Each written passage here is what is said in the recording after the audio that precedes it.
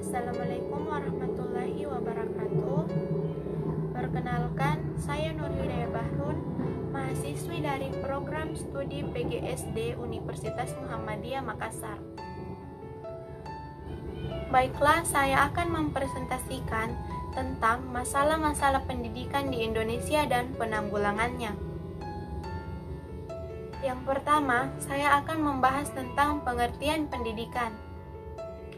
Pendidikan adalah pembelajaran pengetahuan, keterampilan, dan kebiasaan sekelompok orang yang diturunkan dari satu generasi ke generasi berikutnya melalui pengajaran, pelatihan, atau penelitian.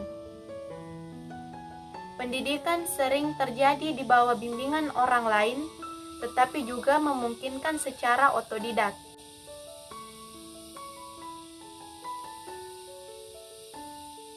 Masalah pokok pendidikan ada 3 hal, yaitu pertama, pemerataan pendidikan, kedua, mutu dan relevansi pendidikan, ketiga, efisiensi dan efektivitas pendidikan.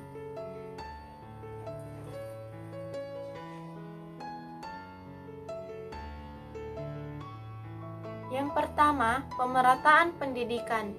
Pelaksanaan program pendidikan yang dapat menyediakan kesempatan yang seluas-luasnya bagi seluruh warga negara Indonesia untuk dapat memperoleh pendidikan.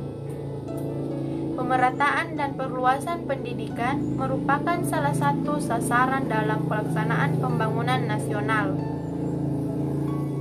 Permasalahan pemerataan dapat terjadi karena kurang terorganisirnya koordinasi antara pemerintah pusat dengan pemerintah daerah, bahkan hingga daerah terpencil sekalipun. Permasalahan pemerataan pendidikan dapat ditanggulangi dengan menyediakan fasilitas dan sarana belajar bagi setiap lapisan masyarakat yang wajib mendapatkan pendidikan. Kedua, mutu dan relevansi pendidikan. Mutu sama halnya dengan memiliki kualitas dan bobot.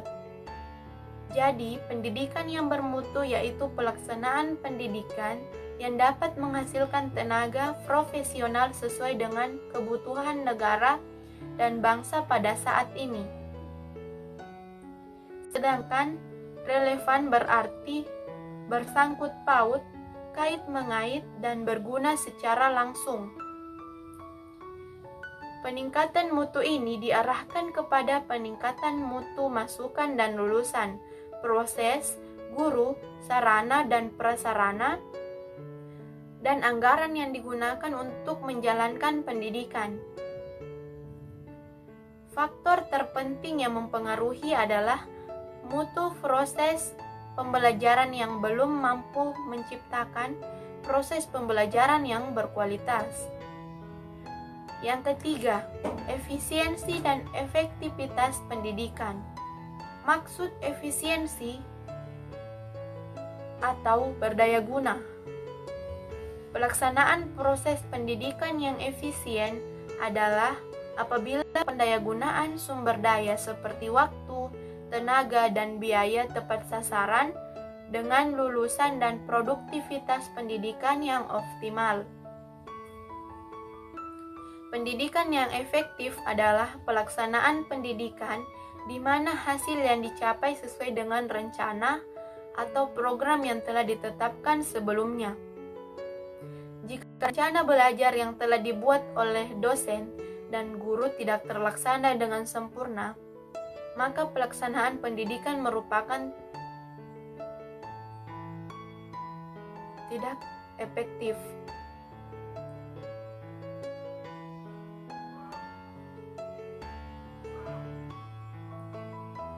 Faktor pendukung masalah pendidikan, yaitu ada 3.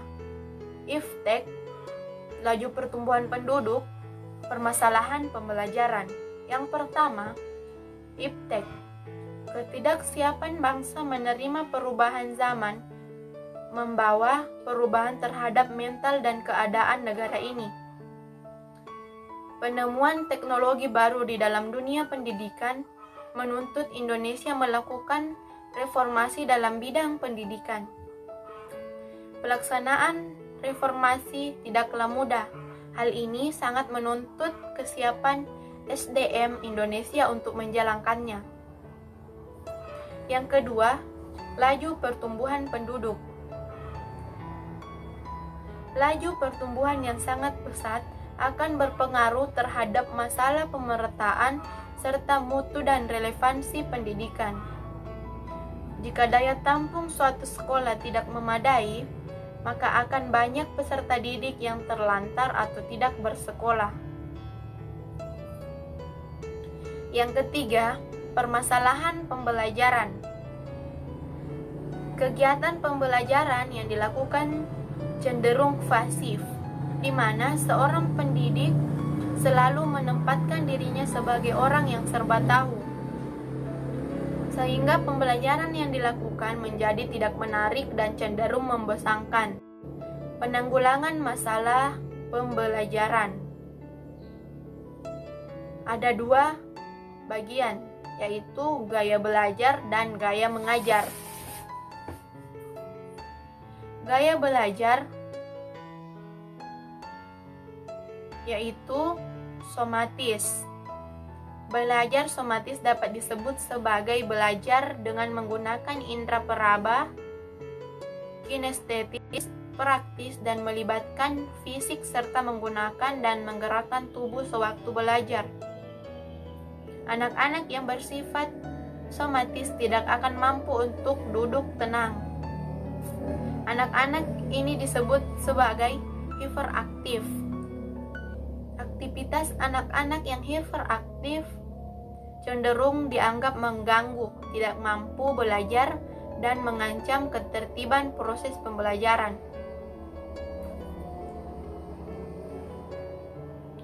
Mungkin dalam beberapa kasus, sistem pendidikan dapat membuat cacat belajar anak tersebut dan bukan mengganggu jalannya pembelajaran.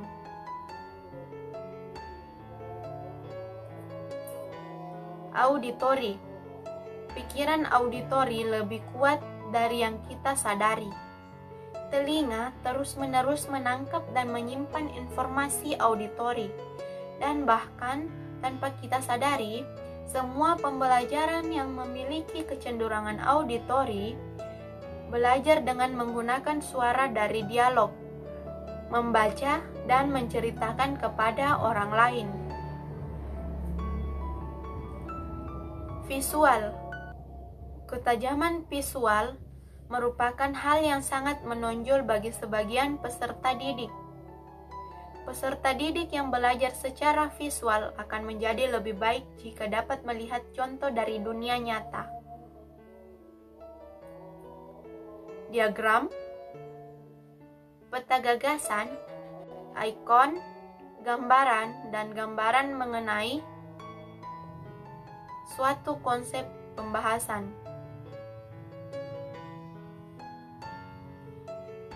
Bagian 2, gaya mengajar. Cara dan kemampuan untuk membawakan materi pelajaran menjadi suatu bentuk presentasi yang menarik, menyenangkan, mudah dipahami, dan diingat oleh peserta didik.